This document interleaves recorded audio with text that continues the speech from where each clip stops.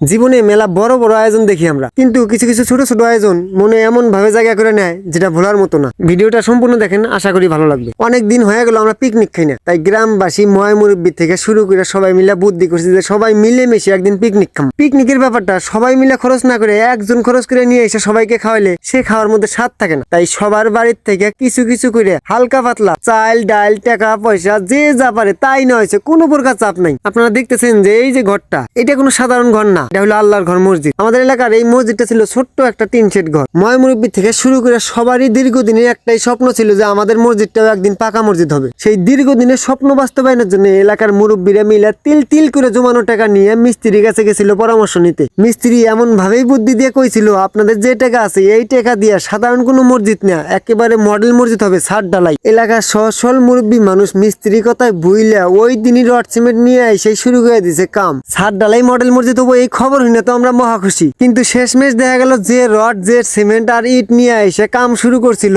Grade beam column আর ওয়াল করতে মিলতে ডাক গিয়ে হুদ্দা শেষ। মিস্ত্রি বিল দেওয়া হয়েছে ঋণ করে। এখন এমন একটা অবস্থা, মানুষদের নামাজ কালাম পড়বো হে ব্যবস্থাও নাই, বৃষ্টির দিন যখন তখন বৃষ্টি আসে। তাই আমরা এলাকাবাসী মিলে আজকের এই পিকনিকের আয়োজন কইরা আগের যে সেই পুরানা মসজিদ টিনের ঘর সেটাই আবার নতুন ভাবে ঠিকঠাক করতেছি। দুঃখের বিষয়টা হলো আঙ্গুর এলাকায় প্রভাবশালী টেহা পয়সা ওলা তেমন কোনো ধনী মানুষও নাই যে মোটা অঙ্কের একটা টেহা পয়সা সাহায্য সহিত দিব। সেই টেহা দিয়ে আঙ্গুর এলাকার সাধারণ মানুষের অবাস্তব স্বপ্নটা বাস্তবায়ন হবো। তবে আঙ্গুর এলাকার টেহা পয়সা ওলা ধনী মানুষ না থাকলেও সাধারণ যে মানুষগুলো আছে তাদের মাঝে আছে ঐক্য আর মনোবল। দেখেন আজকে যে আমরা 18-19 জন মানুষ যে পরিমাণ কাজ করলাম, ঘর সরানো, মাটি কাটা, চাপা দেওয়া, ঠিক এতটুকু পরিমাণ কাজ 40 জন মানুষ কামলা নিয়ে করলে হইতো না। আমাদের মাটি কাটা শেষ হইতে না হইতে রান্না কিন্তু কমপ্লিট। এখন হলো খাবার পালা। আমরা যে এখন খাবারটা খামু, এই খাবারের স্বাদ হয়তো বা বলে প্রকাশ করা সম্ভব না। 18-19 জন মানুষ একসাথে মাটির বইসা বিভিন্ন রকমের গল্প করে খাওয়ার স্বাদটাই অন্য রকমের। তবে আজকের এই ব্যতিক্রম ধরনের পিকনিকের আয়োজনটা আপনাদের কাছে কেমন লাগলো? দেখেন আমরা যদি এমনি এমনি রান্না বান্না করে খাইতাম হয়তো বা মসজিদে কাজটা হইতো না। তাই সবাই মিলে বুদ্ধি করে আজকের এই ব্যতিক্রম আয়োজন। শেষ কথা হলো, যদি মানুষ এক হয় অসম্ভব সম্ভব হয়। কথায় আছে 10-এর লাঠি 1-এর বোঝা। আমাদের গ্রামের মানুষের স্বপ্ন কোনো একদিন পূরণ হবে ইনশাআল্লাহ। আল্লাহর ঘরের কাজ কখনো থেমে থাকে না, হয়তো ধীরে চলে। আবার এই কাজে হেল্প করার মতো ভাগ্য সবার হয় না। আপনারা মন খুলে দোয়া করবেন। ভিডিওটা ভালো লাগলে অবশ্যই শেয়ার করবেন। আল্লাহ হাফেজ।